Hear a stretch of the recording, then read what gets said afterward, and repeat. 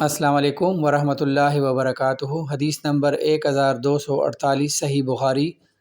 نبی کریم صلی اللہ علیہ وآلہ وسلم نے فرمایا کہ کسی مسلمان کے اگر 3 بچے مر جائیں جو بلوغت کو نہ پہنچے ہوں تو اللہ تعالیٰ اس رحمت کے نتیجے میں جو ان بچوں سے وہ رکھتا ہے، مسلمان بچے کے باپ اور ماں کو بھی جنت میں داخل کرے گا۔ اللہ تعالیٰ اپنے بندے سے 70 ماؤں کے محبت سے زیادہ محبت کرتا ہے، تو ہمیں بھی دین اسلام پر، حضور صلی اللہ علیہ وسلم کے طریقوں پر عمل کرنے کی کوشش کرنی چاہیے تاکہ ہم بھی رضائے الہی حاصل کر سکیں۔ اللہ تعالیٰ ہمیں دین اسلام پر صحیح معنوں میں چلنے کی توفیق عطا فرمائے۔ آمین ثم آمین۔